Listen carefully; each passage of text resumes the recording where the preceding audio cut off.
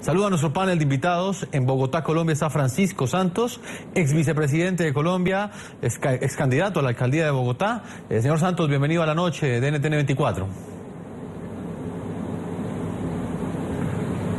Muy buenas noches. Voy a comenzar con usted, señor Francisco Santos. Nos está acompañando precisamente pues para analizar este anuncio que genera noticia en este momento en Colombia. Para usted, ¿qué representa este anuncio que ha hecho el presidente Juan Manuel Santos, y precisamente en el momento en el que la opinión pública conoce que finalmente se pasa a una fase pública de conversaciones, una fase que anteriormente estaba en etapa exploratoria?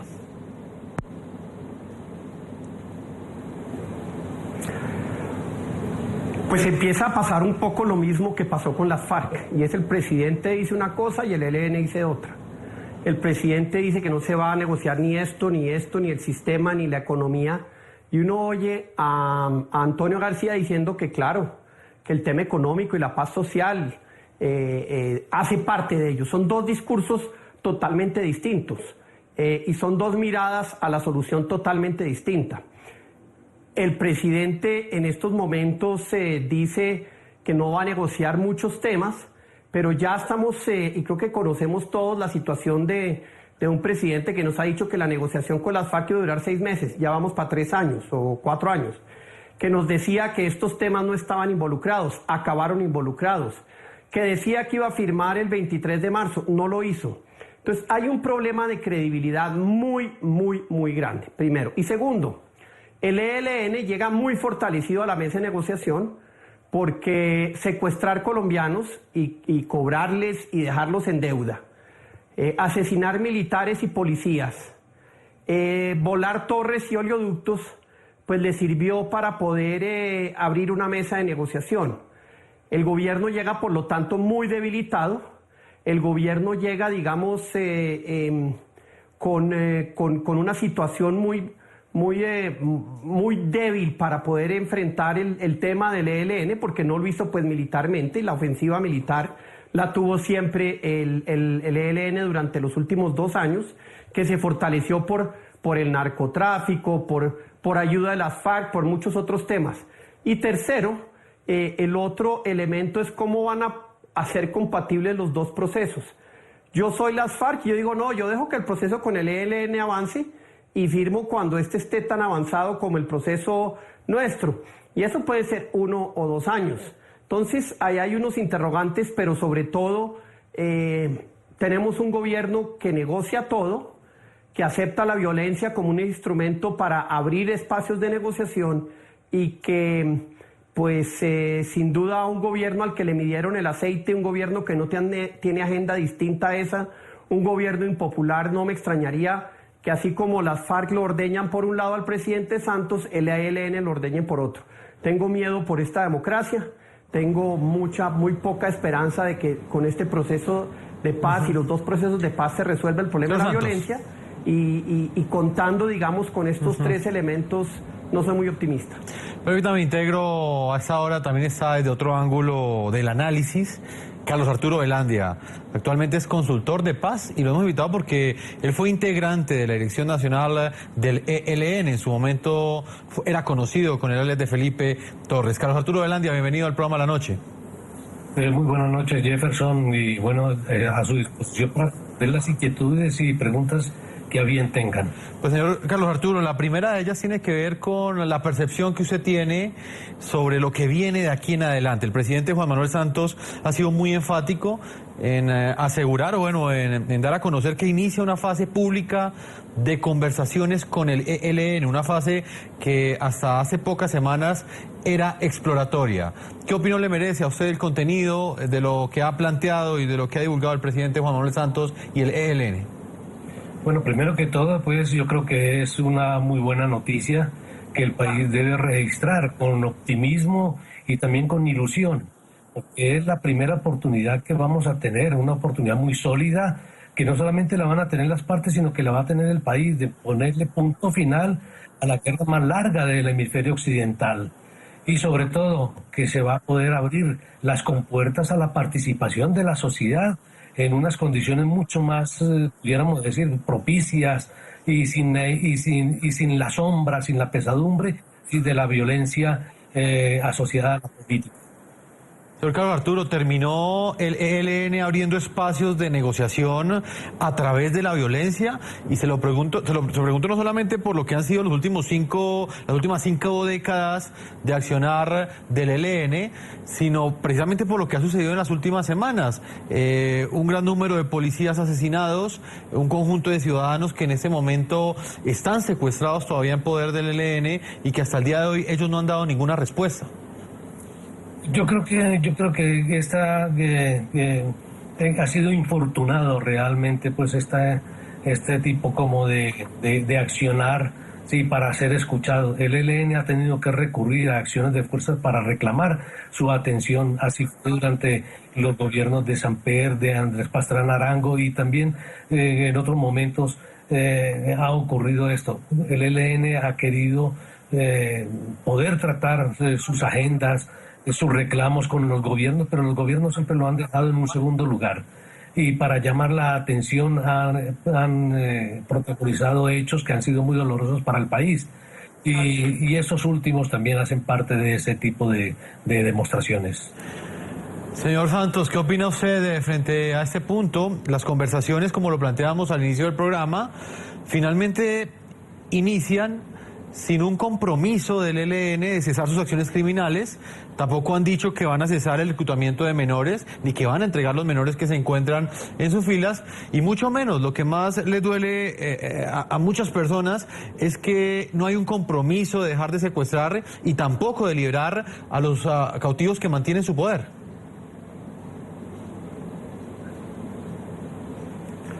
Pues esto genera una inmensa incredulidad en la opinión pública. Yo diría que este proceso arranca con, digamos, ese lastre, por un lado, pero también con el lastre del tema de Venezuela, que genera inmensa desconfianza en Colombia, no solo por el discurso de Venezuela, no solo por la expulsión de colombianos de Venezuela, etcétera, sino porque para el colombiano el reflejo de Venezuela es el reflejo de un fracaso político, económico, social. Y creo que con esos dos lastres, repito, como dije antes, pues para recoger la confianza de la ciudadanía va a ser muy, muy difícil. Confianza que, como dije antes, se ha visto muy menguada por la cantidad de medias verdades y de mentiras que el presidente Santos le ha dicho a la opinión pública con ocasión del proceso de paz con las FARC, y que han minado la credibilidad y que han deslegitimado un proceso que también nació cojo, porque nació, digamos, con un país partido en dos frente al tema de paz. No ha sido ni el proceso con las FARC, y creo que con el ELN un proceso que integra a toda la sociedad, ha sido un proceso de gobierno más que de sociedad, y ahí me parece que en ese sentido esa exclusión es equivocada, porque esa genera un vacío al final del proceso de paz que va a ser tremendamente costoso si este es exitoso, cosa que todavía lo dudo. Pues, señor Francisco Santos, vamos a integrar hasta ahora a Antonio Navarro, senador colombiano por el partido Alianza Verde, es candidato presidencial, también fue exconstituyente. Senador Antonio Navarro, bienvenido a la noche. Buenas noches, ¿cómo están? Gusto en saludarlos. Pues estamos acá analizando este anuncio que hoy ha generado noticia en Colombia. Senador Navarro, ¿usted qué percepción le genera esta nueva fase pública de conversaciones que iniciará el gobierno nacional con el ELN? Bueno, a mí me gusta que se haya producido ya un acuerdo para empezar negociaciones formales públicas. Me parece que es un buen punto, es un avance, que se demoró el ELN mucho en realmente tomar la decisión de aceptar que esta negociación tiene que terminar con su desarme, con su finalización del conflicto. Aunque me hubiera gustado un diseño un poco distinto. Este diseño es parecido al diseño de las FARC en medio del conflicto. Yo hubiera preferido un diseño que hubiera empezado con un cese del fuego verificable y después sí las negociaciones, pero de todas maneras creo que es un buen anuncio y una esperanza de que todas las cosas puedan conducir a una paz definitiva. Senador Navarro, y en lo que tiene que ver con uno de los puntos que más preocupa en este momento a la opinión, y es el que tiene que ver con los secuestrados. ¿Cómo analiza usted que el gobierno colombiano haya accedido al inicio o a la fase pública de estas conversaciones, por lo menos al anuncio que se hizo, sin que el ELN haya liberado a todos los secuestrados que tiene en su poder? El presidente de la República dijo hoy, a mediodía, que sí deben tener todos los secuestrados liberados antes de poder empezar las conversaciones formales. O sea, no es que se acepte que lo hagan sin ese requisito, sino lo que yo le entendí al presidente es que ese requisito es indispensable para que la mesa se formalice y empiece a negociar y a funcionar. Senador Navarro, ¿y no es contradictorio o no es contradictoria esta declaración del presidente Juan Manuel Santos en el sentido de que si existe ese requisito no debió haberse cumplido antes, digamos, de hacer este anuncio de iniciar esa fase pública? ¿Por qué plantearlo hasta este momento? Es decir, ¿por qué no debió ser una condición previa para que se pasara esa fase pública? Bueno, en todo caso, lo que entiendo es que no empieza formalmente la mesa de negociación hasta que no estén todos los secuestrados liberados. Vamos a ver precisamente un informe que hemos preparado a propósito de este punto, el que tiene que ver con las personas que tienen su poder el ELN, el gobierno de Colombia. Este grupo criminal iniciará la fase pública de las conversaciones de los diálogos de paz sin que hayan sido liberados los secuestrados que aún permanecen en su poder. Hay casos inclusive plagiados por parte del ELN, de cuya suerte nada se sabe. Los familiares, luego de este anuncio hecho por el presidente Juan Manuel Santos, exigen respuestas. Ramón José Cabrales se convirtió en una víctima emblemática del ELN después de sobrevivir a 7 meses de secuestro. El 3 de septiembre de 2015, Ramón José, un ingeniero de 38 años, fue interceptado por integrantes del ELN cuando salía de su finca en la vía Ocaña Concepción. Desde entonces, su familia, liderada por su esposa Melissa Castro y su madre María Marlene Camacho de Cabrales, emprendieron una cruzada por su libertad. La familia Cabrales solo obtuvo una prueba de supervivencia el 26 de enero de 2016. En su momento, el presidente Juan Manuel Santos condicionó el inicio de los diálogos con el ELN a la liberación de Cabrales como un gesto de buena voluntad por parte del grupo insurgente. No comenzaremos esa fase pública sin que hayan liberado a la otra persona secuestrada que tiene en sus manos de Ocaña, Santander.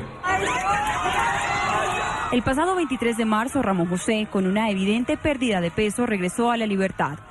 Los Cabrales se vieron obligados a entregar al ELN una millonaria suma de dinero para lograr su regreso a casa.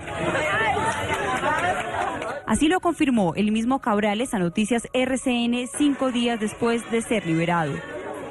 Como estaban las cosas, como se dio la liberación mía después de haber tenido la familia que pagar una cantidad de dinero y sobre todo temiendo que esta gente del ELN espera que yo en los próximos días tenga que llevar más dinero. Definitivamente decidimos pues salir de Ocaña. Sin embargo, el gobierno nacional había celebrado el hecho como un gesto de paz por parte de esa guerrilla. Es un gesto positivo que abre las posibilidades de una etapa formal de diálogo con el Ejército de Liberación Nacional. Ramón José pudo regresar a su hogar. Sin embargo, la organización criminal del ELN mantiene el secuestro. Según registros de la Fundación País Libre, en el primer trimestre de 2016, esta guerrilla secuestró a 26 personas. Al menos 2 de ellas aún permanecen en cautiverio, según investigaciones de esta ONG. El patrullero de la policía, Héctor Pérez, permanece en poder del ELN desde el pasado 20 de marzo, tras haber sido secuestrado por guerrilleros de esa organización criminal en Quiquicio, sur de Bolívar, cuando regresaba a la estación de la policía luego de visitar a uno de sus hijos. Yo sé que con esto lo van a liberar, pues pedirle que lo liberen. Otros casos están sin resolver, como el del administrador de empresas Javier Albernia, de 41 años, quien fue secuestrado en una finca de Turumaní y Cesar el 17 de enero de 2014 por 6 guerrilleros del ELN. Su familia lleva esperando 730 días para que el ELN les diga qué pasó con Javier.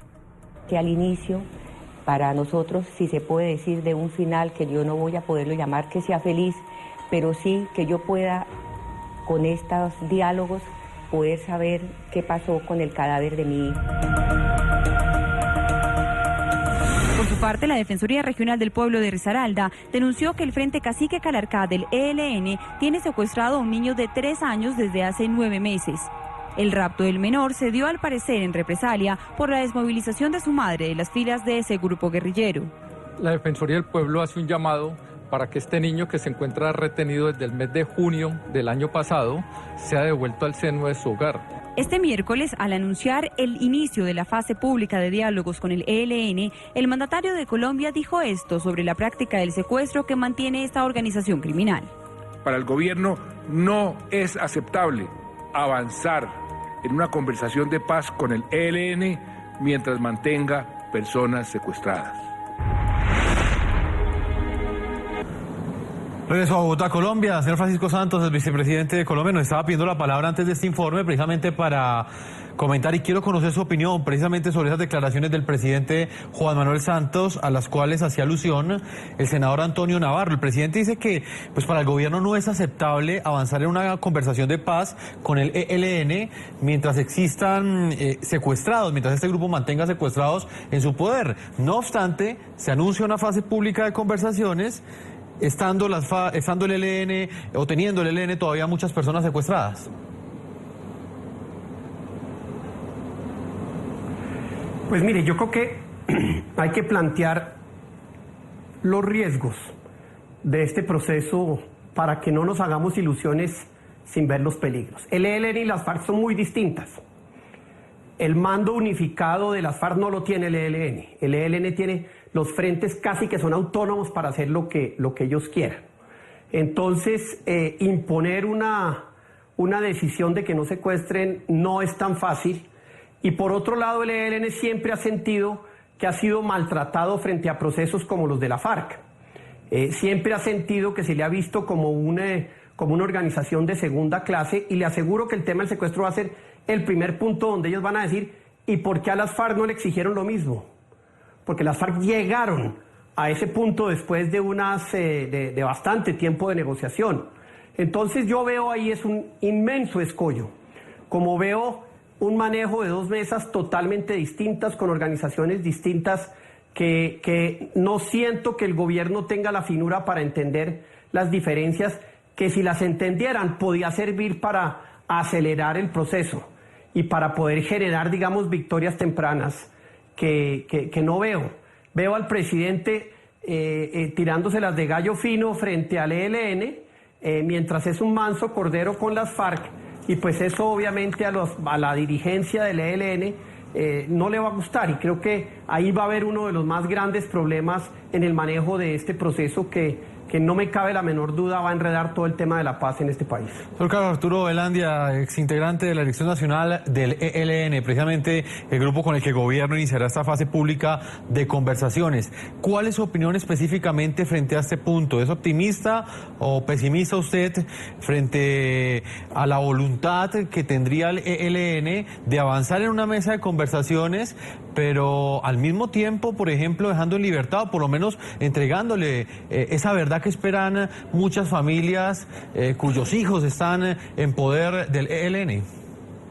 Mire, yo quiero ser muy claro en este sentido. El Ejército de Liberación Nacional ha expresado toda su voluntad a través de su dirigencia, y esa voluntad se expresa en los acuerdos que acaban de firmar y con los cuales se comprometen ante la comunidad internacional y ante el país en su conjunto. También no me cabe la menor duda que el Ejército de Liberación Nacional debe, como todos lo esperamos, hacer una dejación total y absoluta de la práctica del secuestro y anunciarla al país a la mayor brevedad posible, acompañando esa declaración pública que el país saludará. Sí, tendrá que hacer la liberación de los secuestrados que tenga en su momento, si es que los tiene. Sí, pero a mí no me cabe la menor duda de que este tema tendrá que resolverse en los próximos días, porque de mantener secuestrados o la posibilidad de seguir secuestrando mientras se dialoga, reventará la mesa. Señor Carlos Arturo Velandia, el señor Francisco Santos también planteaba el tema de la unificación del ELN. Quedó claro en la fase exploratoria que el ELN de alguna forma no es un solo cuerpo, hay unas divisiones muy profundas en su interior, hay unas alas bastante radicales que tienen mucho poder de decisión en lo que este grupo ha buscado acordar con el gobierno nacional. ¿Hasta dónde esa falta de unidad al interior del ELN se puede llegar a convertir en una amenaza para esa fase pública de conversaciones que anunció el presidente Juan Manuel Santos hoy? No, yo no creo que estas circunstancias de la manera como se expresa la democracia al interior del ELN sea un obstáculo. Antes, por el contrario, esto es lo que ha permitido llegar a la definición pues, de sentarse a una mesa. Ellos vienen de un congreso donde el conjunto del ELN ha tomado una determinación y es de ir a un proceso en el que se incluye la dejación de armas. Señor Carlos Arturo Velandia, pues usted nos va a acompañar en esa primera parte del programa. Le quiero hacer una última pregunta y más adelante se la haré a nuestros panelistas que también nos están acompañando, y es la que tiene que ver con estos países que serán escenario de las negociaciones. Uno de ellos, Venezuela. ¿Por qué el ELN fue enfático en exigir en esta fase exploratoria, que hoy pasa a ser fase pública, que Venezuela fuera uno de sus territorios? Yo creo que en cierta forma como una retribución a todo el esfuerzo que viene haciendo Venezuela en favor de la paz desde hace años, pero también en cierta forma como un reconocimiento al impacto del conflicto que ha tenido que soportar Venezuela durante más de 40 años. No hay que olvidar que el conflicto ha tenido un impacto muy fuerte, muy violento también en la frontera. Y una manera también de retribuir es que tengan una participación activa y se les reconozca. Yo creo que esa ha sido la razón de la insistencia del ELN porque la sede fuera en Venezuela. Señor Carlos Arturo Velandia, consultor de paz y exintegrante de la Dirección Nacional de la Guerrilla del ELN. En su momento usted la conoció como Felipe Torres. Le agradecemos el tiempo que usted le ha concedido a nuestra audiencia en todo el continente americano. Bueno, que esté muy bien. Señor Antonio Navarro, senador colombiano, ¿qué opinión tiene usted de este punto que planteábamos con Carlos Arturo Velandia? ¿Qué implicaciones, por ejemplo, puede llegar a tener para este proceso que un país con unos fuertes problemas internos sea uno de los garantes y sea uno de los territorios donde se llevarán a cabo estas negociaciones? Me refiero a Venezuela. Bueno, primero tengo que decirte, en honor a la verdad, miembros de la dirección del ELN se han movido en Venezuela con mucha libertad a lo largo de los últimos años. Algunos de ellos, yo diría aún, que han vivido en Venezuela por periodos de tiempo. O sea, que tiene una relación con el gobierno de Venezuela que viene de vieja data. Pero, indudablemente, dadas las circunstancias políticas de Venezuela, las conversaciones van a tener como punto central y sitio definitivo a Venezuela, es un riesgo alto. Y en eso tenía razón el gobierno, cuando insistió que tenían que tener otras sedes porque la estabilidad del gobierno venezolano no está garantizada para nada y la situación interna de Venezuela es una situación muy complicada. Por eso me parece bien, además, que la primera reunión anunciada vaya a hacerse en el Ecuador, que tiene mucho más estabilidad política. Y dicho sea de paso, pues es una reunión de la cual pues aún no conocemos la fecha, por lo menos el gobierno nacional ni el ELN la ha informado. Señor Francisco Santos, ¿qué opina usted de este punto en específico, la presencia de Nicolás Maduro, del presidente Nicolás Maduro de Venezuela, no solamente como país garante, sino en este momento como sede de de estas conversaciones? Lo ha dicho hoy el presidente Juan Manuel Santos.